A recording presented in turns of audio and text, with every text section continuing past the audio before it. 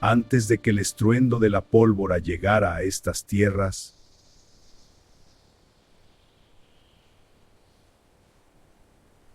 un latido que nacía de una planta sagrada, el agave.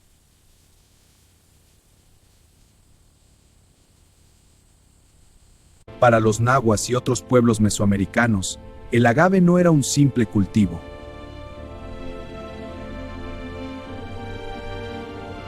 Era un regalo de los dioses. Su fibra vestía a los guerreros.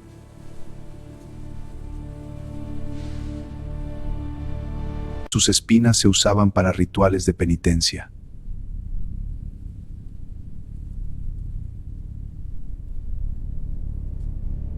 Y su savia, su dulce savia llamada aguamiel, era la sangre misma de la tierra.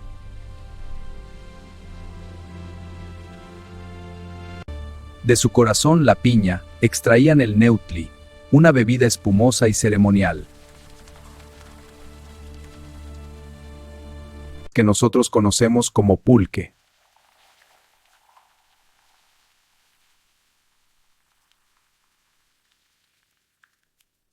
Imaginen la vastedad del imperio azteca. En cada hogar, en cada templo, se bebía el pulque. Pero su consumo no era un simple placer mundano. Estaba reservado para los ancianos, para los sacerdotes en sus ritos, para las mujeres después del parto.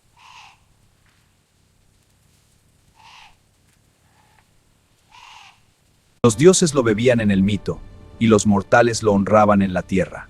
Mayagüel, la diosa del maguey, era la dadora de esta savia divina, una conexión líquida entre el hombre y lo celestial.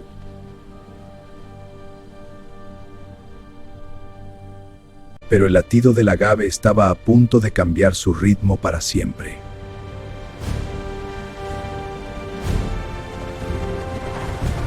Corría el siglo XVI cuando los conquistadores españoles pisaron estas tierras.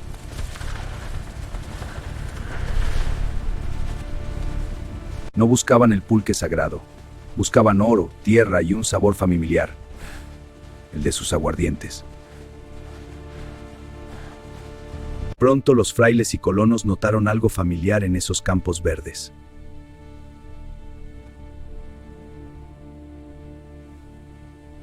El agave, como las vides europeas, contenía azúcares.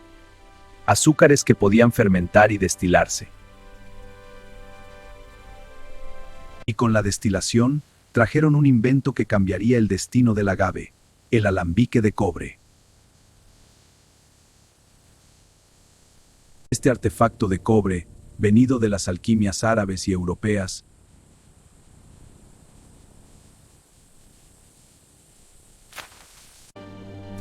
encontró en el jugo del agave su alma gemela en el Nuevo Mundo.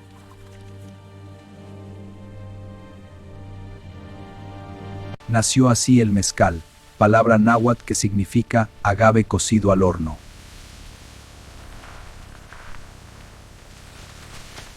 Pero este primer mezcal era rústico, potente, un espíritu indómito, como la tierra que lo veía nacer.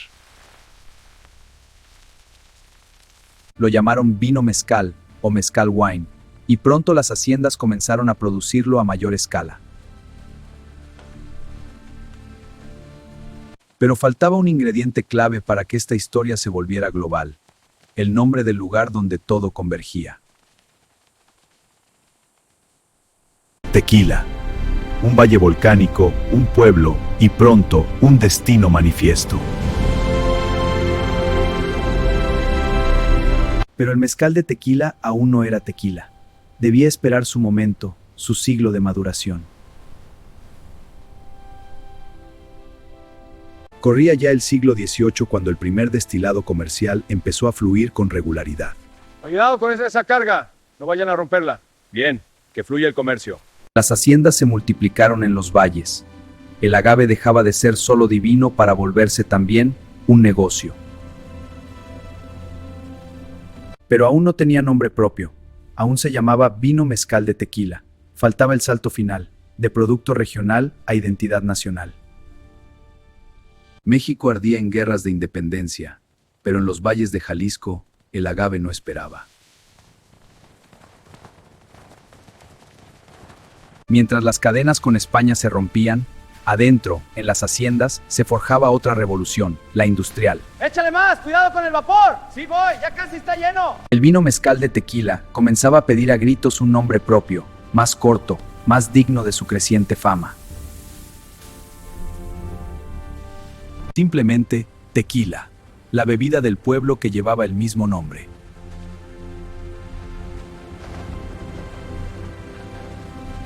Pero no bastaba con producirlo, había que llevarlo al mundo, y el mundo, por entonces, eran las minas de plata de Zacatecas y Guanajuato. Los mineros, agotados tras jornadas infernales bajo tierra, pagaban su peso en plata por un trago que les devolviera el alma al cuerpo. El tequila se volvió el combustible de los hombres del subsuelo, y la fama creció como la espuma en la fermentación. Pronto, las haciendas tequileras dejaron de ser simples talleres, se volvieron imperios en miniatura. Ya no era solo el agave silvestre, ahora se cultivaba, se seleccionaba, se perfeccionaba. El jimador, con su coa y su sombrero, se convirtió en el primer héroe anónimo de esta historia. Las piñas, cargadas a lomo de mula, iniciaban su viaje hacia el corazón de la hacienda. Allí, los hornos de mampostería, enormes como catedrales de piedra, cocían las piñas durante días. Días después, las piñas emergían transformadas, dulces, caramelizadas, listas para la molienda. Y entonces, la tahona, la piedra volcánica girando, girando, extrayendo hasta la última gota de dulzura. El jugo, dulce y denso, viajaba a las tinas de fermentación. Allí, la magia silenciosa, el azúcar volviéndose alcohol. Una vez fermentado, el mosto estaba listo para su bautismo de fuego, la doble destilación en alambiques de cobre. De los alambiques nacía un espíritu cristalino, potente, pero aún salvaje. Necesitaba reposo, necesitaba madera. Añejamiento, meses, años. La madera domaba el espíritu, le prestaba color, vainilla, roble, paciencia. El tequila reposado y añejo había nacido, un lujo mexicano para paladares exigentes. Pero el verdadero salto, el que convertiría el tequila en leyenda, estaba por llegar. Llegaría de la mano de dos apellidos, Cuervo y Sauza. Para entender el tequila, hay que entender a dos familias, dos apellidos que se volvieron sinónimo de la bebida misma. José Antonio de Cuervo y Valdés, un apellido vasco que, en 1758, recibió tierras en el Valle de Tequila por concesión real. Pero fue su hijo, José María Guadalupe de Cuervo, quien en 1812 obtuvo el primer permiso oficial para producir vino mezcal de tequila. Nacía oficialmente la primera dinastía del tequila, y con ella, la industrialización a gran escala. Pero si los Cuervo fueron los pioneros, los Sauza fueron los visionarios que definieron el tequila moderno. Don Zenobio Sauza, hombre de visión férrea, entendió algo que nadie más vio: el futuro del tequila estaba en una sola planta. El agave azul, más dulce, más resistente, más tequila por planta. Zenobio apostó todo a esta variedad. Mientras tanto, el ferrocarril llegaba a Tequila. El mundo se estaba encogiendo y el tequila estaba listo para abordar el tren. De las espaldas de mulas a los vagones de ferrocarril. El tequila podía viajar más lejos, más rápido, a más gente. La frontera norte de Estados Unidos se volvió el primer gran mercado internacional. Durante la ley seca, el tequila encontró su primera gran oportunidad. Los gringos descubrieron el tequila escondidos en la oscuridad. Y no lo olvidarían cuando la luz volviera. Pero en México, la Revolución Mexicana mil sacudió el país. Las haciendas fueron tomadas, los campos quemados. Muchas familias tequileras lo perdieron todo, pero no los Sauza, no los Cuervo. Ellos resistieron, reconstruyeron, innovaron. Fue Eladio Sauza quien, en los albores del siglo XX, logró algo crucial: que el mundo reconociera a Tequila por su nombre, no como un mezcal más. Mientras tanto, los Cuervo también innovaban. Introdujeron el tequila reposado como categoría comercial, cambiando el perfil de la bebida. El tequila dejaba de ser solo un aguardiente de trabajadores, se volvía elegante, sofisticado, digno de copa y conversación. Por la nueva era del tequila. Y por su lugar en la alta sociedad. Pero aún faltaba un paso crucial para proteger este tesoro. Que el mundo entero supiera: el tequila solo puede venir de aquí. La semilla estaba plantada, las familias establecidas, el mercado creciendo. Pero el tequila aún no era oficialmente mexicano ante los ojos del mundo. Esa batalla, la batalla por el nombre, por la identidad, por la denominación de origen, estaba a punto de comenzar. Y México no estaba dispuesto a perderla. A mediados del siglo XX el tequila había conquistado paladares, pero su éxito trajo un enemigo peligroso: la imitación. En Japón, Sudáfrica, incluso en Europa, destilaban tequila sin agave, sin tradición, sin alma. Solo alcohol con saborizantes. En Japón, Sudáfrica, incluso en Europa, destilaban tequila sin agave, sin tradición, sin alma. Solo alcohol con saborizantes. Para los productores mexicanos era un insulto. Para los paladares del mundo, una mentira. México decidió plantar cara.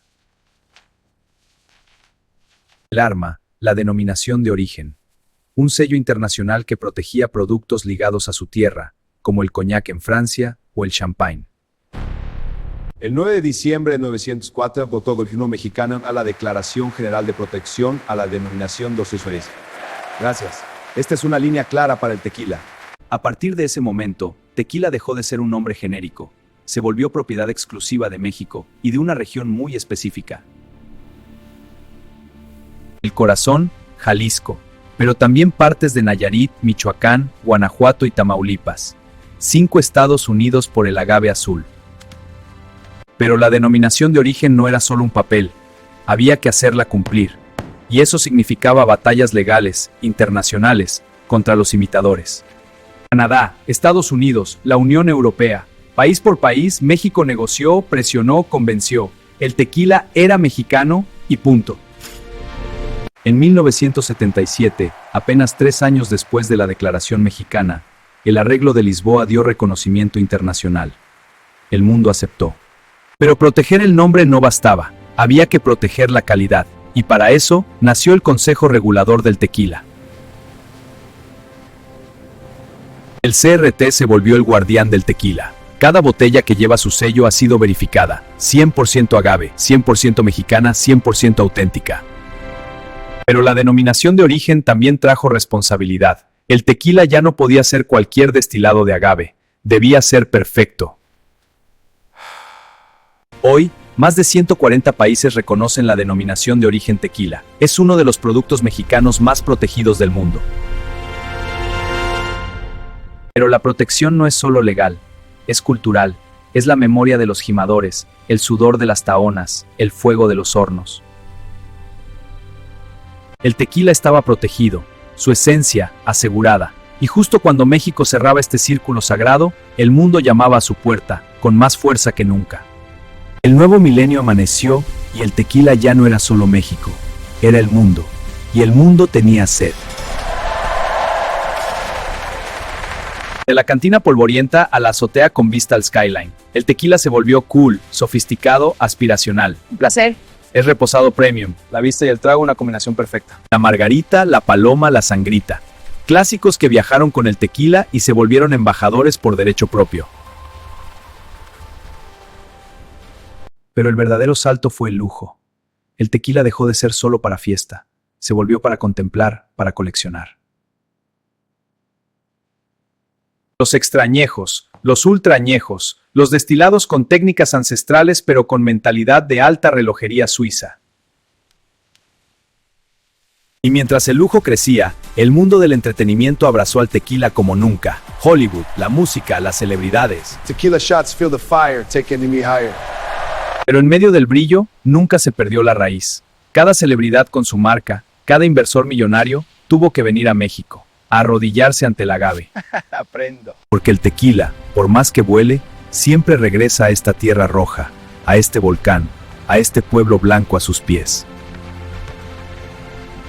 Hoy, el tequila es mucho más que una bebida. Es la segunda denominación de origen más importante del mundo, después del champán. Más de 140 países importan tequila. Más de 2000 marcas existen hoy, pero todas, nacen de una misma semilla, el agave azul. Y la ciencia, aliada de la tradición. Hoy se clonan los mejores agaves, se estudia el suelo, el clima, la levadura. El tequila perfecto es una búsqueda sin fin. Pero también la sostenibilidad. El agave no es infinito, hay que cuidarlo, como cuidaron los antiguos Amayahuel. La industria está aprendiendo que el futuro depende de respetar el pasado. Porque el tequila no es solo un producto, es un ciclo. Nace de la tierra, viaja por el mundo y vuelve a la tierra, en cada nueva planta que se siembra. Hoy, en cualquier bar de cualquier capital, puedes pedir un tequila. Y cuando lo haces, no estás pidiendo solo alcohol. Tequila, please. Tequila, Cror. Tequila, bitte. Estás pidiendo 2000 años de historia, el trabajo de generaciones de gimadores, el fuego de los volcanes, la savia de una planta que los dioses regalaron a los hombres. Eso es el tequila, México en una copa, el espíritu del agave, un regalo de los dioses que se volvió espíritu global.